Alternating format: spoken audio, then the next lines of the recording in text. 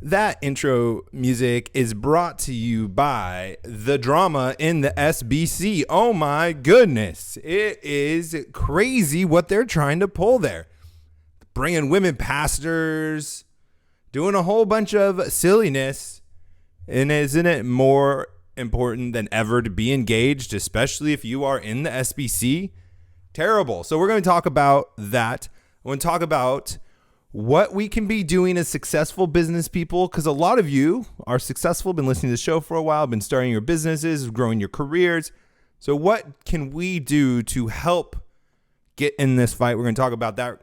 We're going to also talk about something, an organization specifically, to be specific, HRC. There are companies that are going around touting this as a good thing. And I just want to really hammer this home because it's frustrating, it's annoying, and it's just one of those shows where you liberals in the church and outside of the church got me in a mood. You got me in a mood. Welcome to How to Build a Tent, the podcast on how to make you successful. That was the great Snoop Dogg, covered by the not so great Fish band, Phish. It's a hilarious song. My brother, I love my brother. He's hilarious. When that song came out, the cover of that song came out that I just played for you. Put it on back in the day before the smartphones. I mean, it's been around for a long time now. Back in the day, put it as his answering machine, like call and you say, "Hi, this is John. Leave a message." But this, he put it, and he would get people just dying laughing by the time they're supposed to record a message constantly. It was hilarious. That's got to be one of my most favorite covers of a rap song of my life. It is so great. And it's something that just, makes me a little happy when the chaos is in the world, when it's all crazy. We are part of the Fight Laugh Feast Network. Over to flfnetwork.com. Put in HTBT in the memo field. Get a sweet mug. Get tons of great benefits. Help support us. We proclaim the Lordship of Jesus in every area of life. Help us fight against the liberal agenda that is infiltrating our church and all other kinds of sins too. We can't keep our eye off all the other things that are going on as well. We got to continue to be pursuing and promoting and proclaiming the gospel of Jesus Christ and calling out sin in all of its forms, not just the ones that are right in front of us as today. If you have any questions, comments, you can reach out to me, Matt at howtobuildatent.com. Find me at all the sites, How to Build a Tent. Subscribe on the show on this YouTube. Can share the show if you're watching this live. Really appreciate that. For all of you that are faithful listeners to the live show, I tried to send it out at 12 p.m. Eastern time every weekday. We are part of we are part of the Fight Laugh Feast Network. I was going to say that twice, but the show is brought to you by Kingsman Grooming Pros. This is the Kingsman Grooming Studio. That's why we have the products to my left. They have grooming kits, beard oils, beard balms, skincare, hair products, leather bags, leather wallets. Great gifts, ladies, for your men on Valentine's Day. Do not be like the patriarchy on this. Be an egalitarian. Don't just expect a gift from your man. I'm totally just kidding around. Don't just expect a gift from your man, but get your man a gift as well on Valentine's Day. You need to think equality. We need equal gifts for equal genders. Go over to kingsmangroomingpros.com. Put in HTBT in the memo field. You get 10% off. You'll be supporting a great Christian company, and you'll be getting great quality products. I love them. I'm never going back. I have moved over all of the things that they sell. I've thrown out the other stuff, and I'm now fully committed to the Kingsman Grooming Pros. I highly advise you to do the same. I think that's all. Let's get going. All right. Now, you may have heard, and if you haven't already, there is some drama in the SBC. And it's just getting crazier. It's not just with this Resolution 9 using critical race theory as a wonderful tool, which I even tweeted about the other day. Where isn't this like the perfect example of hewing broken cisterns? You're using a tool, you're bringing this into the church, and it doesn't work. It doesn't help. It doesn't hold water. And they're bringing in women pastors to be part of the conference in some shape or form. So what do we do? I mean, a lot of us aren't in the SBC. A lot of us don't have voting rights in the SBC, aren't pastors. I don't know how they exactly do it. But one of the things that I have been hearing about is that there are a lot of pastors in rural areas with smaller churches, the more conservative ones, who would be united, who doesn't maybe know all about what's going on or knows about what's going on, wants to be engaged, but they can't afford it because they are, mixing their ministry and working because their churches can't support them. And this is a big trip they can't necessarily afford to get out and go. And they conferences on a Tuesday and a Wednesday, probably to save money. So what can you do? Well, for those of us who are invested in the SBC, who are wanting to get into this fight, one of the great things that we can be doing is supporting these pastors and offering to pay a ticket, offering to get them an Airbnb. I was looking around and there's like tickets from the Midwest to Orlando for $250, $300 for those dates. You can fly in the day of and then leave the night of. Airbnbs are like $60. Like maybe your pastor doesn't even know about Airbnb, and you being the hip, cool young kid, or, hip, cool young kid. I'm 35. I'm definitely not hip, cool, or a young kid. But for somebody who has access to these things that wouldn't know, but maybe their pastors don't know anything about Airbnb, don't know how to use it, and they've been just thinking about the cost from a hotel perspective, which is going to be astronomically more money usually, especially in the conference area. Maybe they don't know about it, and you can help them. You can work through and support them. Maybe you can bring people together and ask your family and friends that are going to the church that are part of the SBC, hey, could we just come together and pitch in and pay for him to go? Because we need people in the fight. We need those people that are holding to biblical values, that are trying to conserve biblical principles at this meeting. We need people to hold the line and counterpunch and fight back.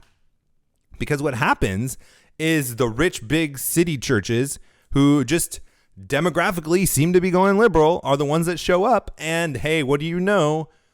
Big cities are usually more liberal. Big cities usually are more Democrat than Republican. Not that it isn't necessarily a political thing. And there's no representation for the people that are conservative out in the rural areas and the smaller churches. Not that you necessarily have a small church because you're in a rural area, but that is something that I've been hearing and seeing a lot.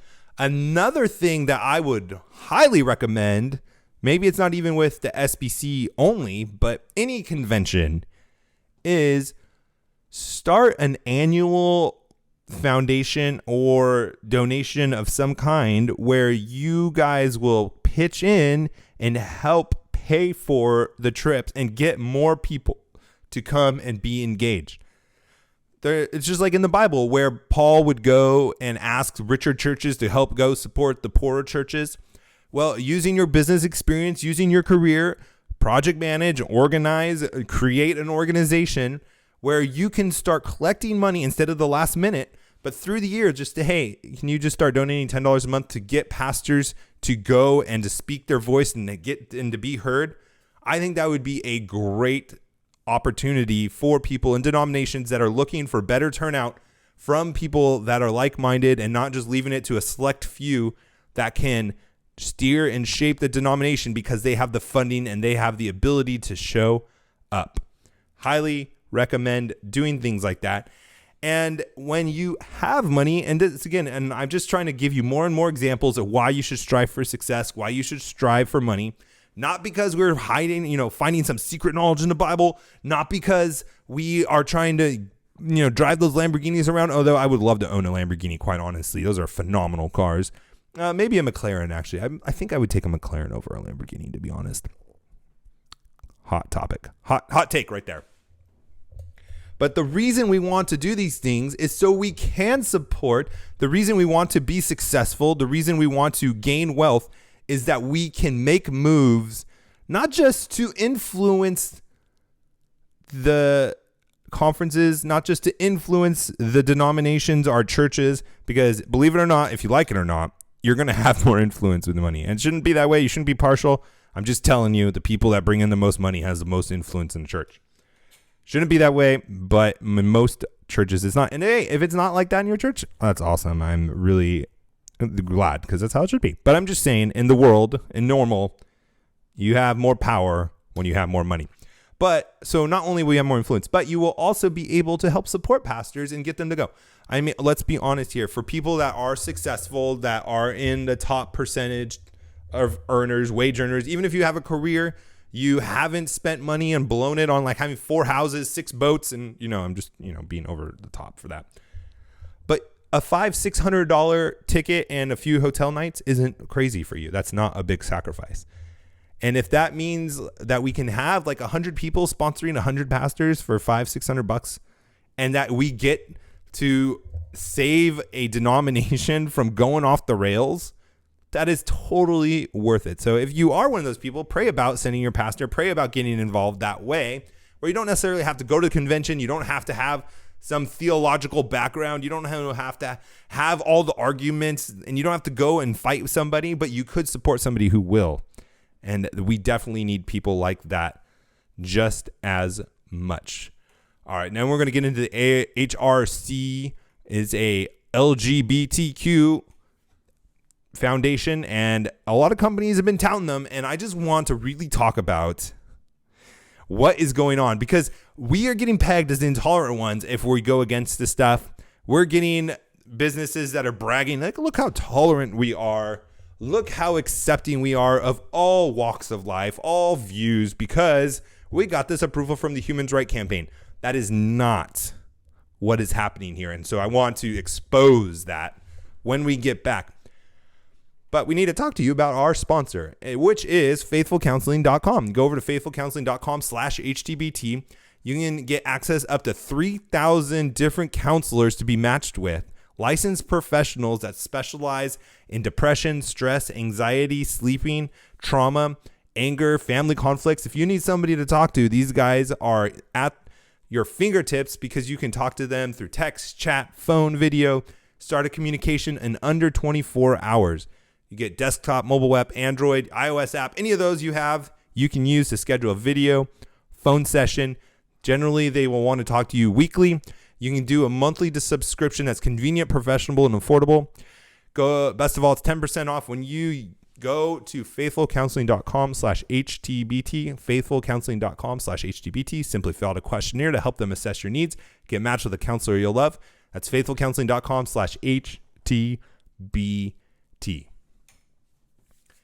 Now, there is this new thing, and oh man, AD talked about it. I was going to talk about it, and then AD just swooped into my lane, my business lane, and like, AD, get out of my lane. No, I'm just kidding. I'm actually really glad he talked about it. Whenever AD talks, I want to listen, because he just has such great stuff. If you haven't, he talks about how the company has become a second family, and that was based off our last Reformgelical discussion with Michael Foster. I highly recommend watching both of those shows. But one of the other trends is part of that whole thing of being like the family away from your family is there's awards. Like, hey, we're the best place to work for. We're the best place, top 100 place to work for in this county, top 100 place to work for in the S&P 500, or, whatever it is. The Fortune 500, not the S&P 500. I'm getting my finance and my businesses connected. But one of them that I'm seeing go around is this certificate, this credentials that you get, where it's from a foundation called the Human Rights Campaign. And what they tout is, we got a perfect score, we got whatever, however you want to say it, from the Human Rights Campaign, that we're tolerant and we're inclusive and we accept everybody. But that's not true. No, you don't. Because I guarantee any single Christian who would say, those aren't my values, would have reprisals. Now, it wouldn't be probably direct. You might just start getting written up for all of a sudden doing a terrible job. You might get downsized in your department by one person.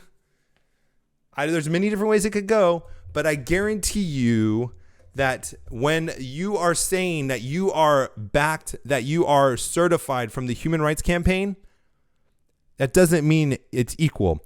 Just like there's no such thing as neutrality, there's no such thing as equality either. Yeah, there is equal value. We're all made under God's image, But what we're talking about here with equality, letting the LGBTQ be there and express themselves and not be threatened, not be triggered, that's not equality. That's, hey, let these people do whatever they want, act however they want, and you better not say anything. You better not make them feel uncomfortable. You better not preach the gospel to them. You better not tell them they're sinners. That's not equality, guys. That's not what's happening here. And you know this in your work cultures, right? You wouldn't dare talk about this. You wouldn't dare bring this up to your company. Like, hey, this does not support, this is being divisive. There are Christians in our company that don't agree with this and you're promoting it. What do you mean equality? We wouldn't dare say that, right? Because it's not about equality. If it was truly about equality, they'd be like, oh, we accept that opinion. We accept their opinion, we accept your opinion. But they would never say that, right? Because there's an agenda.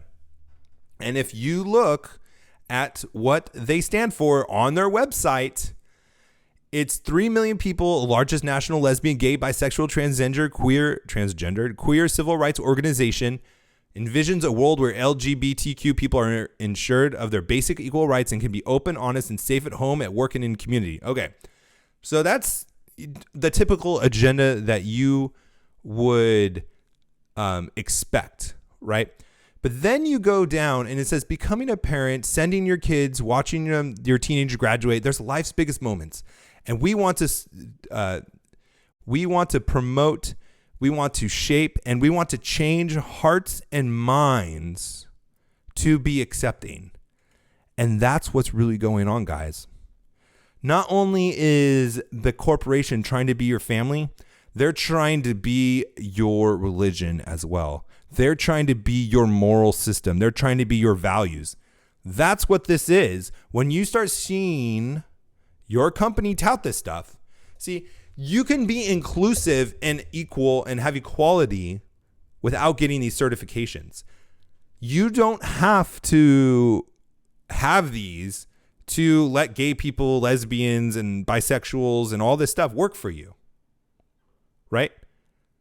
You can treat everyone equal without these things. But when a company gets this, they're not, sorry, I just hit my mic and it's still reverberating. I can hear it. They're not just saying, hey, we're equal and we're equal rights. It's, hey, everyone in this company, you better submit. You better bow down. You better adhere to our values as a company. This is what we're standing for. We are going to participate in this organization's mission to change hearts and minds, including children. We're supporting the transgender, the mutilation, the destruction of the genitals of children. And companies are going around touting this under the name of equality. There's no such thing as equality. There are always positions, values, agendas favored over others. And again, I'm not saying that we are not all equal under God's eyes, that we are all made in God's image. And I'm not saying we need to disrespect them. I'm not saying that we shouldn't work with LGBTQ people. I'm not saying that any of those things, that we should hate them. We should love them. We should call them repentance. We should tell them about the gospel. We should preach to them that they need Jesus Christ. But the narrative that our companies are pushing down our throats is not what they are making it out to be. And we need to be wise. We need to be prayerful on how to handle it. And we need to recognize it. And we need to be bold. I mean, this is the stuff that we're going to lose our jobs over. And I don't know. I'm not saying you have to make a stand. I'm not saying you shouldn't make a stand. But be prayerful and be wise and just be knowing what's going on here. It's dangerous. And it's all out war. Business is integrated with politics. Business is integrated with values. Business is integrated with every area of life. That's why it's so important to be leaders, be influential as Christians in business. And with that,